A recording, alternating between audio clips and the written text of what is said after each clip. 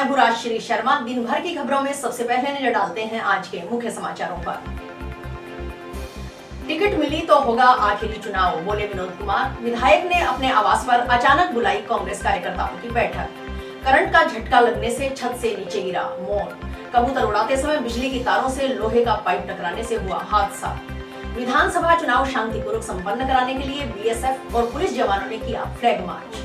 दुर्गा पूजा महोत्सव 20 अक्टूबर से 5 दिन होंगे कई आयोजन। 23 अक्टूबर को होगा जागरण का आयोजन। मूर्ति का निर्माण कार्य अंतिम चरण में। और अब समाचार विस्तार से।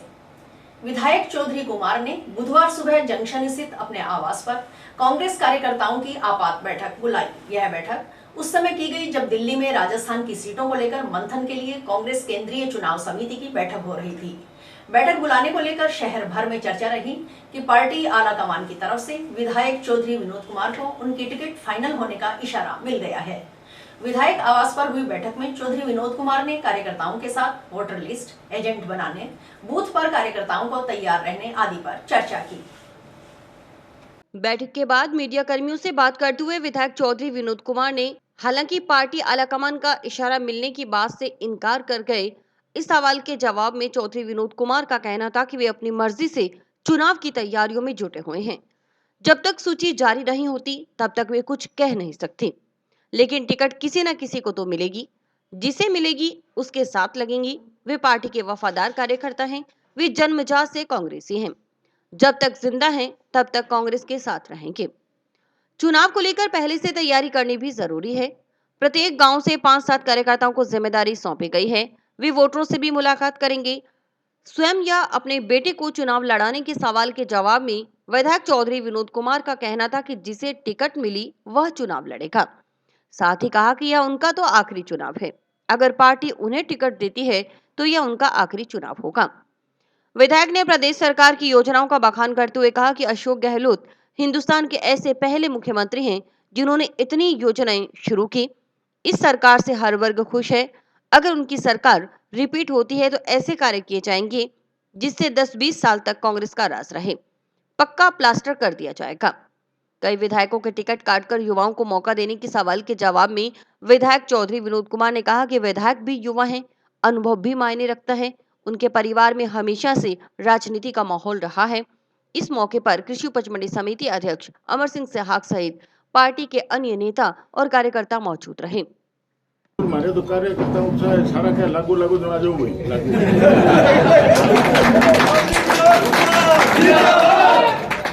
प्रयास है कि पहले अपने तैयारी तो रखो। तो तैयारी करने वास्ते मैं सारा भारत का हर गाँव में 5-10 आदमी है जगह ने मैं जिम्मेदारी सुनवा एक बूथ की जिम्मेदारी देवांगा। जगह मैं फिरेगा एक जगह 80 साल ऊपर की घरे पोलिंग होनी है। मैंने अगर पहले आप मिलांगा नहीं तो मैंने क्या मैंने टच कर लेंगा। तो मारो पूरा प्रयास है कि आप कोई एक भी वोटर हिस्सो नहीं रहे जिसका आप मिल इसका छुट्टो रहे। ये प्रयास में ला रहे हैं। बाकी तो भाई डिक्लेयर होना है बाद ही असली ठाक जगह टिकट दे दिया मैंने दे दिया तो मैं लड़ लूँगा। एक गेड़ तो मैंने दो तो फेल लड़ता रहेगा। मेरे तो आखिरी चुनाव उसकी ठीक है यानी तारे साहब में क्या मौका मिलना चाहिए कि नहीं मिलना चाहिए। तो हम तो पार्टी के वफादार आदमी हैं और मैं तो जन्मजात से कांग्रेस हूँ। आज तक हमने कभी कोई गलती नहीं की। कांग्रेस के साथ रहे हैं, साथ रहेंगे जब तक हम जिंदा है। गलती की होगी तो 70-70 साल का हो गया गवर्नमेंट थोड़ा ही होना। तो अगर मान लो मैं MLA हूँ, अगर मेरा भाई मेरा साथी कार्यकर्ता भाई भी अगर MLA नहीं है तो मैं मेरे बनने फिर मैं मान सम्मान बहुत वो कौन से बुढ़े हो गए। देखो अनुभव एक अलग चीज है। ये राजनीति है, ये वोट गिफ्ट है। ये इसका पढ़ा हुआ आदमी इंग्लिश पढ़ा हुआ इंग्लिश बोलेगा, उर्दू वाला उर्दू बोलेगा, पंजाबी वाले पंजाबी। लेकिन ये पब्लिक फीलिंग कैसी हो ये वोट गिफ्ट है या परिवार से सुना। तो मेरे फादर जो है 52 से डिस्ट्रिक्ट बोर्ड के चेयरमैन थे। हमारे घर में हमेशा ये राजनीति का ही माहौल रहा है। 50 साल मैंने मेरे हुए पूरे मैंने 50 साल 25 साल का रहा तो अब सरपंच बड़ा था। आज मैं 75 साल का मैं खुद हो गया, पहले मेरे फादर थे। भवन में डिस्ट्रिक्ट बोर्ड के चेयरमैन थे मेरे, मानगढ़ पंचायत समिति के पहले प्रधान मेरे फादर थे। जंक्शन पुलिस ने औषधि विभाग के सहयोग से कार्रवाई करते हुए बुधवार को एक युवक को नशे में इस्तेमाल होने वाली टेबलेट व बिक्री राशि सहित गिरफ्तार किया। युवक के कब्जे से कुल 2500 नशीली टेबलेट और 55,000 रुपए की बिक्री राशि जब्त की गई। इस संबंध में जंक्शन पुलिस थाना में एनडीपीएस एक्ट के तहत मुकदमा दर्ज किया गया है। औषधि नियंत्रण अधिकारी पंकज जोशी ने बताया कि बुधवार को जंक्शन पुलिस और औषधि विभाग ने संयुक्त रूप से कार्रवाई करते हुए राजकुमार गोदारा निवासी रोड़ावाली को खेतों में अवैध नशीली गोलियां बेचते पकड़ा।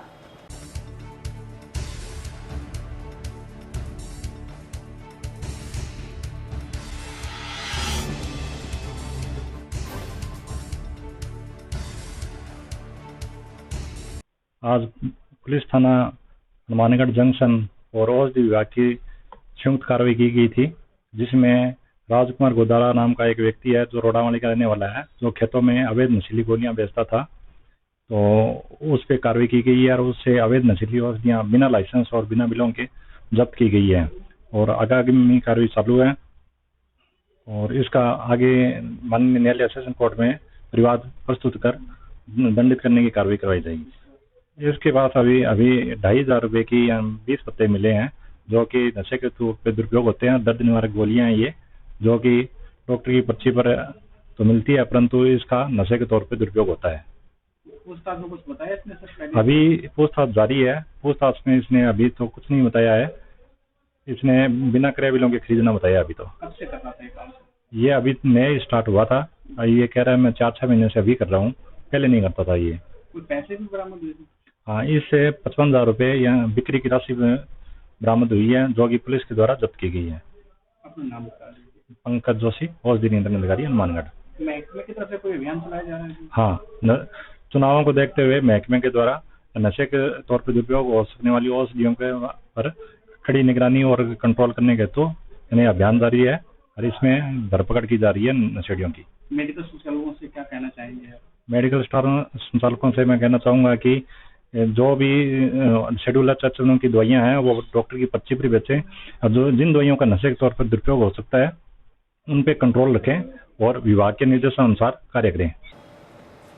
गांव बनवाला के राजकीय उच्च प्राथमिक विद्यालय के स्थानांतरण पर रोक लगाने की मांग को लेकर भारत की जनवादी नौजवान सभा के बैनर तले ग्रामीण बुधवार को मुख्य जिला शिक्षा अधिकारी कार्यालय पहुंचे, लेकिन मुख्य जिला शिक्षा अधिकारी के कार्यालय में नहीं होने पर ग्रामीणों ने कुछ देर इंतजार किया। करीब 1 घंटे तक इंतजार के बाद भी मुख्य जिला शिक्षा अधिकारी के कार्यालय नहीं पहुंचने से नाराज ग्रामीणों ने डीवाईएफआई के तहसील अध्यक्ष वेद प्रकाश के नेतृत्व में सीडीओ के चैम्बर में धरना लगाते हुए नारेबाजी शुरू कर दी। खाली कुर्सी हाय हाय हाय हाय हाय हाय, खाली कुर्सी हाय हाय हाय हाय हाय हाय, इनकलाब जिंदाबाद जिंदाबाद जिंदाबाद, इनकलाब जिंदाबाद जिंदाबाद जिंदाबाद। विद्यालय बनवाला के अंदर स्थानांतरण रोकने होंगे रोकने होंगे रोकने होंगे। हाय हाय हाय हाय हाय हाय, जनता मांगे और जवाब, इनकलाब जिंदाबाद जिंदाबाद जिंदाबाद। हम बनवाला गांव से आए हुए हैं और हमारी दिक्कत ये है कि हम जिला शिक्षा अधिकारी महोदय को ज्ञापन देने के लिए आए थे। तो अभी 7-8 दिन हुए, अभी कुछ सुनवाई नहीं हो रही। लेकिन हमारी समस्या यही है कि हमारा जो 8वीं का स्कूल था हिंदी माध्यम, वो अब सीनियर हो गया और पहले मैडम ने 5 तारीख को आदेश दिए थे ट्रांसफर के, स्कूल ट्रांसफर के, क्योंकि अब 10 तारीख को आदेश आ गए थे सीनियर के। तो हम यही मांग करते हैं कि हमारा स्कूल है जो सीनियर हो गया, तो हम वो जो स्थानांतरण है वो रोका जाए। तो अभी कोई सुनवाई नहीं हो रही। पीओ जो बनवाला अंग्रेजी माध्यम स्कूल है, उसने जबरदस्ती अध्यापकों से साइन करवा करके सामान इधर रख लिए और मैडम जो है डीओ महोदय है हमारी सुनवाई नहीं कर रही है। तो हम ज्ञापन देने के लिए, अगर ये नहीं मानती है, जहाँ हमारी कोई सुनवाई नहीं हो रही है, तो हम कलेक्टर महोदय को मिलेंगे। साहब, हम मैडम के पास आए हुए हैं जी, हमारी कोई सुनवाई नहीं हो रही है। मैडम के पास 1 घंटे से बैठे हैं। जो यहाँ पे कर्मचारी है वो बोल रहे हैं मैडम फील्ड में गई हुई है। मैडम को फोन पे कह रहे हैं अभी फोन पे बात कर लें। फोन पे बात का कोई सुधारण तो हो नहीं रहा है साहब, इसलिए हम यहाँ पे बैठ गए हैं मैडम के ऑफिस में। तो सर बैठे हैं यहाँ पे मैडम के ऑफिस में और हम फैसला लेके जाएंगे। हमारे बच्चों का मामला है सर, वो सड़क क्रॉस करेंगे, ठीक है, अगर कल को कोई दिक्कत आती है तो मैडम अपने आप कोई उत्तर देगी हमको भी हम जिम्मेवारी ले रहे हैं या नहीं ले रहे। विधानसभा चुनाव शांतिपूर्वक संपन्न कराने के लिए बुधवार को बीएसएफ और पुलिस जवानों ने जंक्शन थाना क्षेत्र में फ्लैग मार्च किया। पुलिस उप अधीक्षक अरविंद बेरण, जंक्शन पुलिस थाना प्रभारी विष्णु खत्री की अगुवाई में सुबह शहरी क्षेत्र व शाम को ग्रामीण क्षेत्र में फ्लैग मार्च किया गया। इस दौरान अधिकारियों ने लोगों से बात कर बिना किसी डर के मतदान करने के लिए कहा। उन्होंने कहा कि किसी भी दिशा में चुनाव को किसी को भी प्रभावित नहीं करने दिया जाएगा।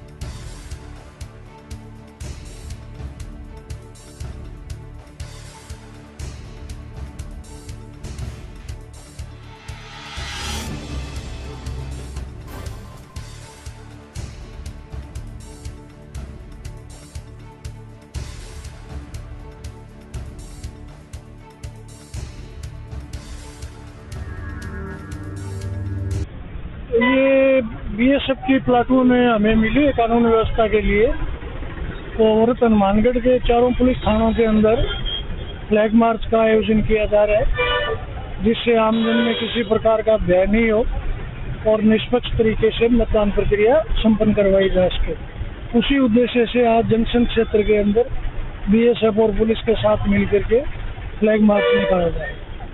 ये अभी जो क्राइम प्रोन एरिया है खुंजा में, सरेसिया में, मोहल्ले में और अब बाजार में से होकर के जो गांव हैं संवेदनशील, अति संवेदनशील, वहाँ फ्लैग मार्च और निकालेंगे शाम को। ऐसा एरिया तो नहीं है, लेकिन जैसे संवेदनशील मतदान केंद्र है तो वहाँ पर पुलिस का विशेष फोकस रहेगा।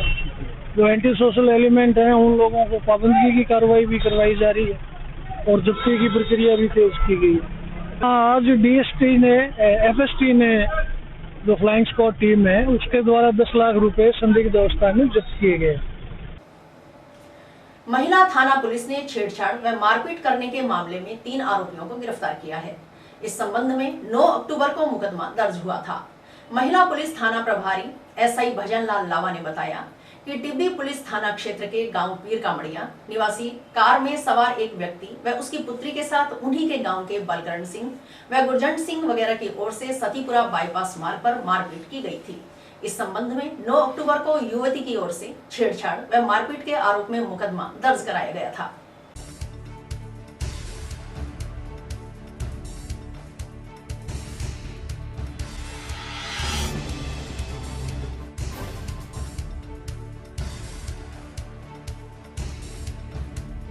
दिनांक 9/10 को एक मुकदमा दर्ज हुआ था, जिसमें रोशन खां, पीर कामड़िया निवासी रोशन खां के साथ कोई मारपीट की थी कुछ लोगों ने, जिसमें उसके पैरों पर और काफ़ी चोटें आई थी, जिसमें आज 3 लोगों को गिरफ्तार किया गया। ये सतीपुरा बाईपास के पास कोई घटना हुई थी जिसमें उसकी कार से आ रहे थे, इनको रोक के और इनके साथ मारपीट की गई थी।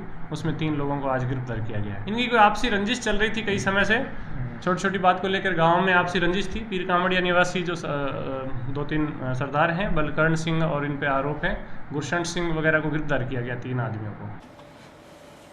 फव्वारा पद्धति अप्रैल 2024 से लागू करवाने की मांग को लेकर रामगांव व पोहड़का माइनर के किसानों ने बुधवार को जिला कलेक्टर के नाम प्रशासनिक अधिकारियों को ज्ञापन सौंपा।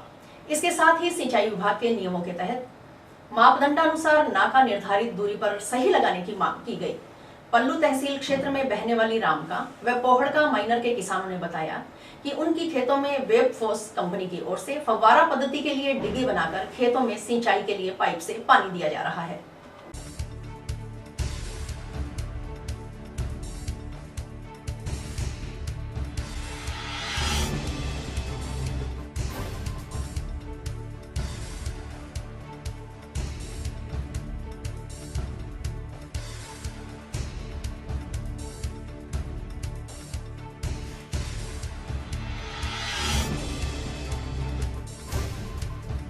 जी पल्लू तहसील गांव रामका और पोहड़का पे संयुक्त किसान है।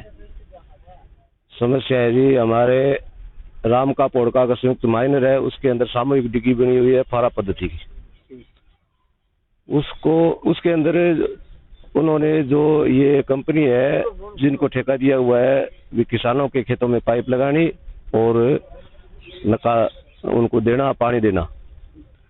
तो उन्होंने हमें ना तो कोई सूचना दी है कभी आपका पानी कब लगेगा, आप इतने दिनों में आपको पानी दिया जाएगा, इतने दिनों में ये आपको पानी लगाना पड़ेगा।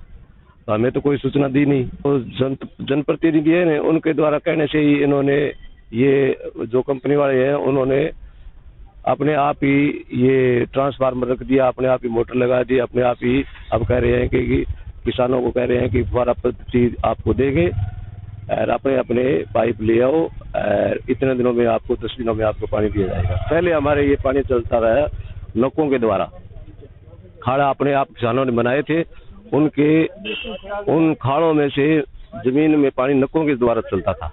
अब वो फुहारा पद्धति जो कुमाराम आर्य लिफ्ट नहर है उसके अंदर है तो फुहारा पद्धति गवर्नमेंट की स्कीम है ये फुहारा पद्धति की, लेकिन उन्होंने हमारे किसानों के साथ इतना धोखा किया है कि जो नके दिए हुए हैं उनको जो फुहारा लगाने के लिए आगे फुहारा जो किसान लगाएगा वो ना ही तो कोई नियमित नके बने हुए, कहीं तो 1 मरबा पे नका दे दिया और कहीं पे 2 मरबा आगे चल करके किसान को कह रहे हैं कि वहां से पानी लाना पड़ेगा। ना ही तो वो जो अयन और जयन है उन्होंने ना तो उनको बताया कि भी इस हिसाब से नके बनाओ, इस हिसाब से पानी लगेगा। आप ये सूचना किसानों को नहीं दी गई, अपने आप मनमर्जी से वो कह रहे हैं किसानों को पाइप ले आओ और आपको पानी देना। किसान चाहते हैं कि भी ये स्कीम अब बंद करके आगे जो अप्रैल का महीना आए उस महीने के अंदर किसानों के पास कोई फसल बेच करके कोई पैसा होगा, कोई और होगा, तो वो अपने आप किसान पाइप ले आएंगे और वो नका से पानी ले लेंगे। जंक्शन की आईटीआई बस्ती में कबूतर उड़ा रहा 12 वर्षीय बालक करंट का झटका लगने से छत से नीचे गिर गया। परिजन जब तक उसे अस्पताल ले जाते तब तक उसकी मौत हो चुकी थी। घटना के बाद बस्ती में शोक की लहर छा गई। जंक्शन पुलिस ने पोस्टमार्टम के बाद शव परिजनों को सुपुर्द कर दिया। जंक्शन पुलिस थाना प्रभारी विष्णु खत्री ने बताया कि आईटीआई बस्ती में रॉकी पुत्र महेंद्र भाट की छत से गिरने से मौत हो गई।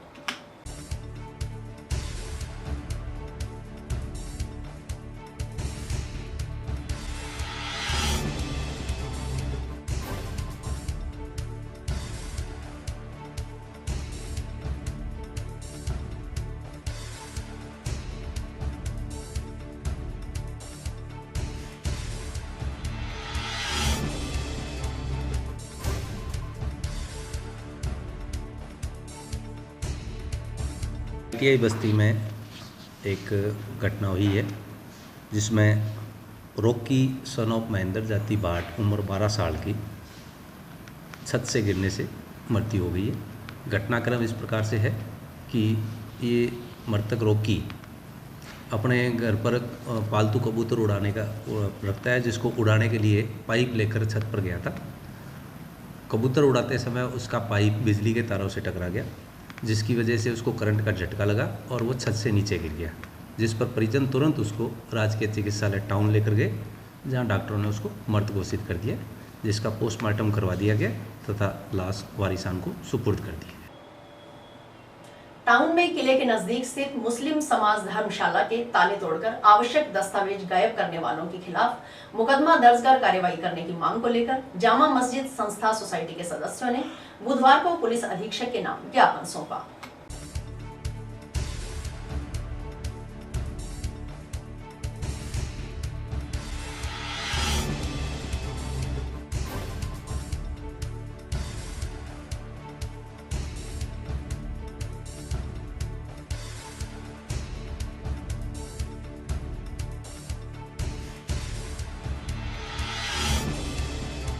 हमारी संस्था जामा मस्जिद संस्था किले वाली हनुमानगढ़ टाउन सोसाइटी से रजिस्ट्रेशन है। मामला ये है सर, कुछ तथाकथित लोग जो कब्जाधारी व्यक्ति है, पहले भी उन लोगों के खिलाफ मुकदमे कई तरीके के चल रहे हैं, कई जगह उन लोगों ने कब्जे कर रखे हैं। एक गलत तरीके से उन लोगों ने स्टे भी ले रखा था और वो स्टे हमने 9 साल से वो तुलवाया।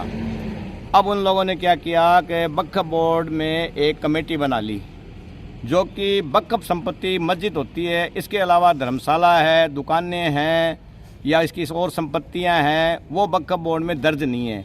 जब तक वक्फ बोर्ड में दर्ज नहीं है तो वक्फ बोर्ड का अधिकार इसके अंदर कुछ भी नहीं आता, सिर्फ मस्जिद आती है।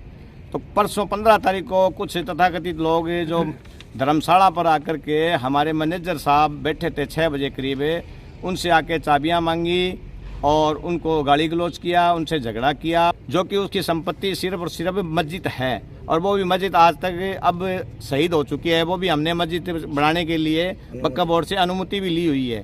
फिर भी मैंने कहा भी आप मस्जिद की बनी है तो आप मस्जिद संभाल लो। बोले नहीं जी हम तो सारी संपत्ति लेंगे। तो गुंडागर्दी करके 10-12 जने आकर के इकबाल से गुंडागर्दी की और छीना झपटी की, चाबियां ले ली और हम भी आए तो हमारे साथ भी मारपीट करने लगे, चले गए। 8 बजे हम पुलिस स्टेशन गए, हमने एप्लीकेशन दी, जो हमारे ऑफिस है उसके ताले तोड़ा लिए और उस क्लीगर को 500 रुपये दिए। उसमें हमारे दस्तावेज थे, कुछ पैसे भी थे, तो वो हो सकता है वो उसमें से चोरी हो गए होंगे। तो इसलिए हम एसपी साहब से कह रहे हैं इन पर मुकदमा दर्ज करो।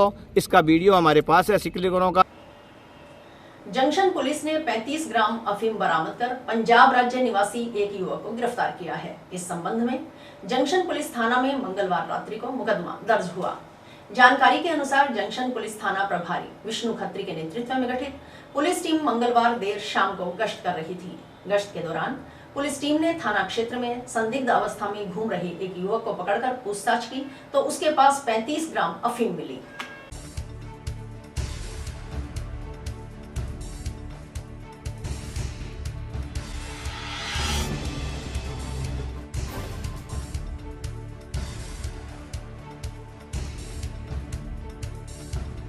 कल दिनांक 17/10/2023 को गश्त के दौरान एक व्यक्ति को संदिग्ध अवस्था में मिलने पर तलाशी लेने पर उसके पास से 35 ग्राम अफीम मिली थी, जिस संबंध में उसके खिलाफ मुकदमा दर्ज किया गया है और उस अनुसंधान जारी है।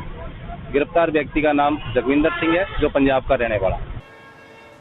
सार्वजनिक श्री श्री दुर्गा पूजा कमेटी की ओर से हर साल की भांति इस बार भी जंक्शन की हाउसिंग बोर्ड कॉलोनी में 31वीं दुर्गा पूजा महोत्सव का आयोजन किया जा रहा है। 20 अक्टूबर से शुरू होने वाला महोत्सव 24 अक्टूबर तक चलेगा। कार्यक्रम का आयोजन खुंजा की SBI शाखा के नजदीक हाउसिंग बोर्ड मैदान में होगा। आयोजन को लेकर कमेटी के पदाधिकारी और सदस्य तैयारियों को अंतिम रूप देने में जुटे हैं। मूर्तिकार दीपांकर विश्वास कलकत्ता की ओर से मूर्ति का निर्माण किया जा रहा है, जो अंतिम चरण में है। दुर्गा पूजा महोत्सव का आगाज 20 अक्टूबर को पूजा स्थल से खुंजा नहर तक कलश यात्रा निकालने के साथ होगा। इसके बाद रात्रि मूर्ति अनावरण किया जाएगा।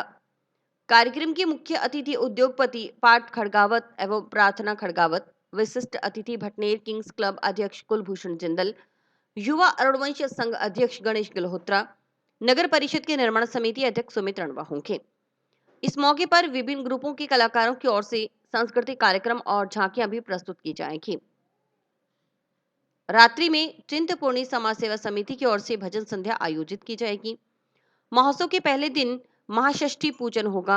मुख्य यजमान संजय अग्रवाल और विवेक गुप्ता सपरिवार होंगे। 21 अक्टूबर को महासप्तमी पूजन होगा। इसके मुख्य यजमान सुमित गर्ग और अनिल साखला सपरिवार होंगे। रात्रि 8:15 बजे से महिला मंडल की ओर से भक्ति संगीत कार्यक्रम आयोजित किया जाएगा। 22 अक्टूबर को महाअष्टमी पूजन के यजमान विमल गोयल, मोहित गर्ग और रमेश दत्ता सपरिवार होंगे। इस दौरान श्री राम प्रभात फेरी मंडल की ओर से महाआरती और उसके बाद भक्ति संगीत कार्यक्रम होगा। महानवमी पूजन और पर हवन यज्ञ होगा। इसमें यजमान राधेश्याम सिंगला, अजय गर्ग, सुरेश गुप्ता और हरिश्चंद सपरिवार होंगे। इसके बाद भंडारा लगाया जाएगा और रात्रि जागरण का आयोजन होगा। जागरण में भजन गायक अशोक लाली नीतू उड़ान भजनों का गुणगान करेंगी। नटराज आर्ट ग्रुप की ओर से झांकियां सजाई जाएंगी। 24 अक्टूबर को विजयदशमी पूजन का कार्यक्रम होगा। इसमें हरीश जैन, अनिल सांकला और मोहित गर्ग सपरिवार यजमान होंगे। सुबह 10 बजे पूर्णाहुति और सिंदूर दान एवं शाम को खुंजा नहर में मूर्ति जलवाह प्रवाह के साथ 5 दिवसीय दुर्गा पूजा महोत्सव का समापन होगा। सार्वजनिक दुर्गा पूजा कमेटी 31 वर्षों से ये दुर्गा पूजा मनाया जा रहा है। यहाँ का नगर के सभी के सहयोग से ये काम होता है। इसके लिए हम नगरवासी के सभी को धन्यवाद करते हैं, हार्दिक बधाई भी देते हैं। उन्हें आते हैं और सभी सहयोग के साथ एक पूजा का चलता है। 20 अक्टूबर को उद्घाटन, सुबह उद्घाटन है। उद्घाटन के बाद सांस्कृतिक कार्यक्रम है। दिन में इसका पूजा पाठ रहता है, शाम को सांस्कृतिक प्रोग्राम प्रतिदिन रहेगा। आप सभी को सादर आमंत्रित है। और उसकी तैयारियां चल रही हैं। अभी मूर्ति बन रही है, जो कलकत्ता से मूर्तिकार आए हुए हैं मूर्ति बनाने के लिए। आज रंग का कार्य चल रहा है। लगभग 20 तारीख शाम तक मूर्ति बनाने का कार्य पूर्ण हो जाएगा। और अब खबर नौहर क्षेत्र से। श्री श्याम मंदिर नौहर का रजत जयंती महोत्सव 24 अक्टूबर से 27 अक्टूबर तक मनाया जाएगा। इसके तहत विभिन्न धार्मिक कार्यक्रमों का आयोजन किया जाएगा। इस संबंध में जानकारी देते हुए आयोजन समिति ने बताया कि 24 अक्टूबर को दोपहर भव्य शोभा यात्रा निकाली जाएगी।